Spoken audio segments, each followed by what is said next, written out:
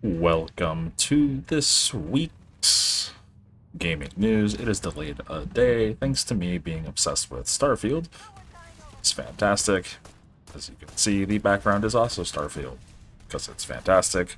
I didn't want to take the time to pull individual trailers and video bits for each individual news bit I was covering, so you can just have some Starfield gameplay. Not spoilery, just some shooting. Anyways, let's go ahead and dive into it. Apparently, Rockstar Games VP of Writing, who has worked on a multitude of titles for the studio, including Red Dead Redemption 2, Grand Theft Auto 4, Grand Theft Auto 5, Max Payne 3, and LA Noire, officially worked on all. There's no indication if he's worked on GTA 6 or not, has left the studio after 16 years. The man in question is Mike Unsworth, and his LinkedIn profile was updated to indicate that he had left the studio. He joined the studio as a senior creative writer in 2007 before stepping up to writing director in 2019, and then serving 2 years as VP before his departure. So yeah, there's no indication on if he had any involvement with GTA 6 at all. That game is supposedly slated for launch within the next couple of years, so at that point, a lot of the writing should have been finished. So, with that out of the way, it might have felt like it was just a good time for him to go ahead and move on.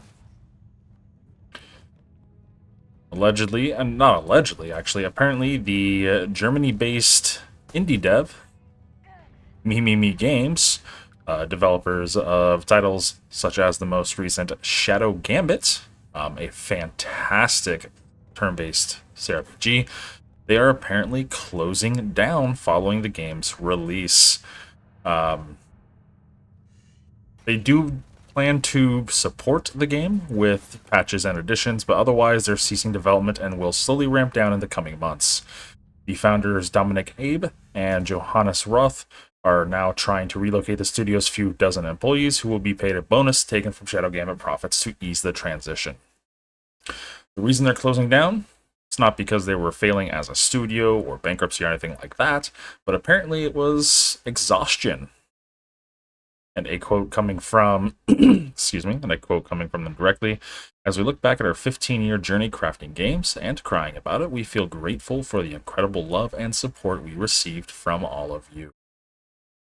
We cherished every game we made and feel proud of what we were able to accomplish as a studio. At the same time, dedicating the past decade and a half of our lives working on increasingly ambitious games took a heavy personal toll on us and our families. After the release of Shadow Gambit, we decided it was the right time to prioritize our well-being and to put the brakes instead of signing up for another multi-year production cycle. So, they had a meeting with all the employees where they decided that this was the right path for them to do.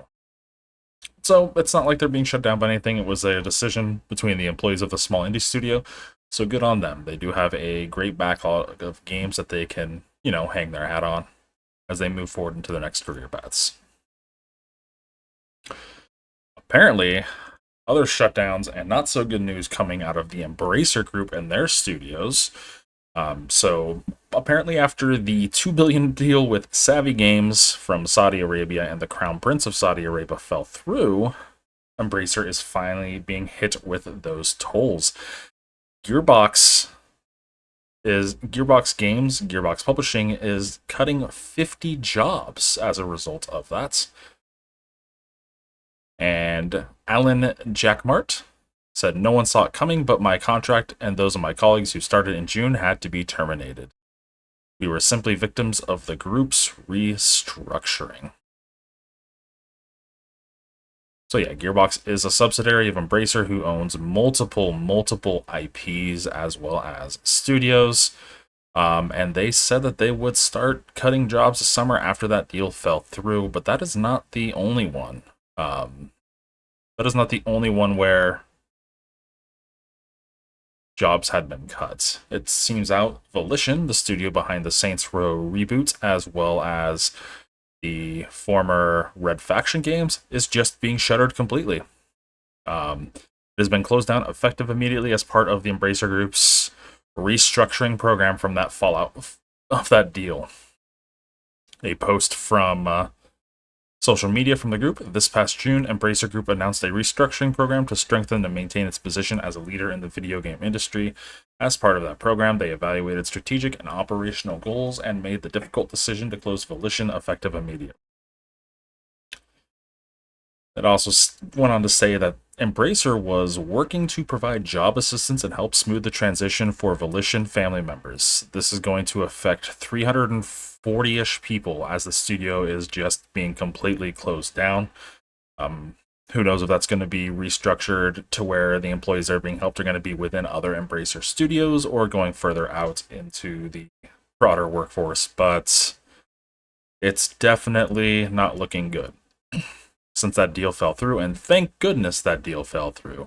That is just a slap in the face if you want to make a deal like that with Saudi Arabia. But yeah, both Gearbox and Volition are the first to really start suffering from that. The upcoming game RoboCop Rogue City has been delayed, apparently. The release dates on every store page have not changed, but during Gamescom, Nacon, the developer, released a new trailer as well as through an official channel on their official sites. The trailer shows the game has now been pushed back to the 2nd of November. So this is being pushed back 2 months, so you just have to wait a little bit more to get your 80s movie nostalgia on. The game looks interesting, to say the least, so you'll just have to wait a bit longer if you were interested in RoboCop Rogue City. Moving over to the most popular esport in the world, and that's chess. Apparently Hans Niemann's lawsuit with chess.com is over. This is after a year of litigation. Famously, he was the younger chess player who was accused of cheating in a live chess match. And one of the accusations was he was cheating via Morse code sent to vibrating butt plugs from a wireless source. Can't even make that up. So yeah, this lawsuit has been going on for a year between chess.com and its owner Magnus Carlsen. The lawsuit has ended with no one admitting they were wrong. It was for $100 million. Chess.com and Magnus Carlsen have stated that Hans Niemann can now play at chess.com events once more, which is pretty much the only place you can go to play any sort of chess online. So yeah, that is kind of technically over, but probably not real. Moving back into the video games, Modern Warfare 3 is going to be using AI to listen to voice chat and take action against what they deem as toxic people. So definitely with the resurgence of Modern Warfare 2, the most recent reimagining, COD lobbies have been like that old. They have, excuse me, I was young. They have been an absolute frickin' mess. Well, apparently AI is going to be attempting to modulate this. Yeah. Michael Vance, the Activision Chief Technology Officer, said there is no place for disruptive behavior or harassment in games ever. Tackling disruptive voice chat particularly has been an extraordinary challenge across gaming. This is a critical step forward to creating and maintaining a fun, fair, and welcoming experience for all players. So a beta version of this program called ToxMod is actually running in Modern Warfare 2 and Warzone as of the 30th of August. The full release, the final, will be on November 10th when Modern Warfare 3 launches everywhere except for Asia, because only the Chinese government can spy on their people. So who knows how this will work, if it will be able to differentiate between people within a party with each other, what can be considered a joke, what's not a joke, what's across the line, what's not across the line. This is just going to be a giant mess, I guarantee it. There's too much that goes into that sort of into conversations between friends and people who don't know each other, where stuff will just be lost on a bot. It looks like New World, the action MMO from Amazon Games, is getting its first expansion that has been officially announced. This will be coming 2 years after its initial launch. So this will be arriving in October 3rd at just $29.99. This will introduce mounts, new progression, a level cap increase to level 65, a new gear rarity, new weapons, a transformed zone, and a new endgame expedition. There's also going to be a new heart rune ability. Think of it like an ultimate that you get, that you build up status for while building. A little tidbit synopsis of it. In Rise of the Angry Earth, the southeastern tip of Aeternum, formerly known as First Light, has fallen. Once a welcoming place for newcomers to Aeternum, the fields have been ravaged by the fury of Artemis and the Angry Earth. No one is certain what happened to the people and villages that once populated the area, and a deadly barrier has kept all but the most intrepid from attempting to find out. This abundance of earthly powers has awakened the mighty beast lords, a new possible adversary facing the people of Aeternum. But with them also comes a boon, the secret to taming and riding animals. So yeah, mounts will let you move faster. You will be able to tame horses, direwolves, and lions, all with their own looks, dyeable equipment, and you can then set their own names. So I can't wait to see Jesus riding Colonel Dickbutt across the fields. There will be a new trade skill for riding. This will let you train your mount to travel faster, etc., stuff like that. There will be a new tier of weapon called Artifacts that are being introduced with the expansion. There's going to be new series of quests to unlock the Artifacts 6 perks. The new heart rune ability will be called Primal Fury, which lets you, quote, unleash your inner beast and to deal unarmed light and heavy attacks on enemies. So you just get to punch the fuck out of shit. And there'll be a new weapon, a one-handed weapon, which will allow you to wield a shield. It'll be only the second weapon in the game that'll let you wield a shield, and it will be a flail. So that's pretty freaking cool. Season 3 of New World will launch alongside Rise of the Angry Earth, which will give you a new season journey, activity card, challenges, etc., etc. And the base game and the expansion will be bundled together as part of the New World Elysian Edition for $69.99. Hopefully, this, along with all of its past updates, will help get the game some revitalization. It definitely had a rough launch where the developers went for their vision over some basic quality of life things, and it suffered for that, but it does have a very dedicated player base currently as is. But there is no subscription fee, so if you want an action MMO, can't really go wrong with that. There's no subscription fee.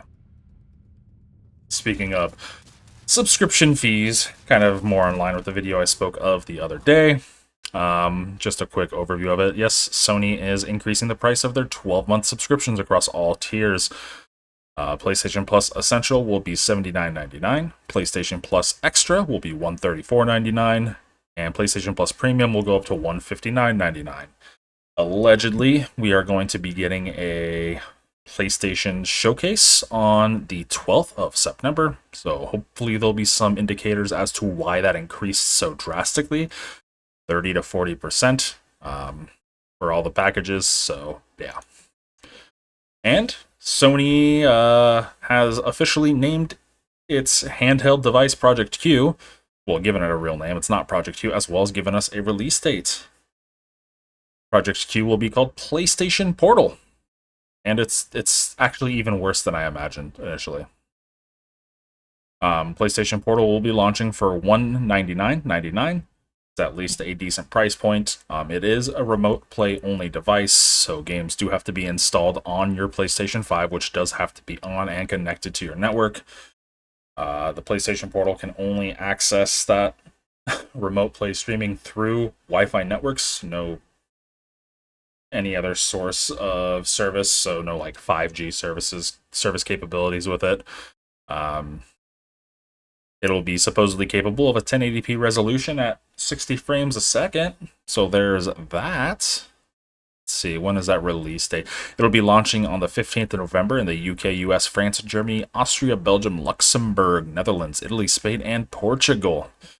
One of the major things that came out with this, though, however, is that the PlayStation Portal, it's being touted as a device that you can use to play your PlayStation when the TV is otherwise busy, if someone wants to watch TV or something. So you would need a pair of headphones. The PlayStation Portal does not have Bluetooth connectivity on it. It has a 3.5mm jack, or it uses PlayStation Link, a proprietary wireless system.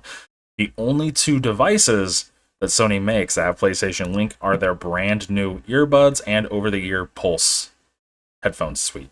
They don't have Bluetooth. So if you want wireless, if you want headphones, you need to somehow find any sort of headphones you might have lying around that have a 3.5mm jack, use the probably really shoddy onboard audio, or dish out another $149.99 for the over-the-ear PlayStation Pulse headphones, or $199.99 for the earbuds. And of course, these don't work with your PlayStation 5 natively. There's no Bluetooth. For them to work with your PlayStation 5, you need to purchase an extra USB dongle for it to work with your PlayStation 5. Who this product is for, I don't know, but it is shameless and it is fucking awful. Can you imagine if Samsung or Google or iPhone said, hey, our next phone only works with X brand of earbuds? Can you imagine that? That's what Sony's doing. Speaking of Sony, a former PlayStation executive has left Sony to join Xbox to lead their Japanese partnerships. Mina Sadokato is going to be the director of partnerships for Japan for Microsoft. She said on LinkedIn, I will be leading partnership efforts to support our Japanese partners globally, unlocking new possibilities for the video games industry. I'm hoping to see a lot of you at TGS. Phil Spencer then tweeted in response to the news, glad to have Mina leading our work on Japanese partnerships for Team Xbox. So TGS being the Tokyo Game Show, that'll be the next big game show. So yeah, that's going to be September 21 to 24th. And we're going to see how those partnerships are going. They're going fairly well with RGG, or I guess primarily Sega, partnering with Microsoft for a lot of day one titles on Games Pass and, you know, the whole Persona thing. So hopefully that's going well there for them. Closing out a little bit of Nier Automata news, but not the news anyone really wants. It's getting a crossover with the mobile game Goddess of Victory Nikke. 2B and A2 are coming to the mobile butt jiggle physics game. You can see there are some demonstrations of the characters in action. It's very jiggly. It's very revealing. It is the horniest in air quotes, third-person shooter available on mobile devices. But, yeah. 2B apparently is going to be locked behind luck needed in gacha rules. A2 can be unlocked by going through the premium battle pass or something. So yeah, if you play Goddess of Victory Nikke, well, you can get some 2B and A2 butt in on your action. Anyways, well, that'll be all for the news this week. Maybe I'll just stick to Saturday. I don't know. Maybe I'll go back to Friday. Who knows? There just wasn't really too much that interested me this week. Starfield, though. Starfield's fantastic. It's a Bethesda game, but it's by far their best game. I guess saying it's a Bethesda game doesn't really do it justice because there's a serious lack of bugs I'm not encountering, I guess, which makes me think Bethesda had nothing to do with it. Anyways, I'm going to go back to patrolling the stars, exploring. You guys have a great weekend.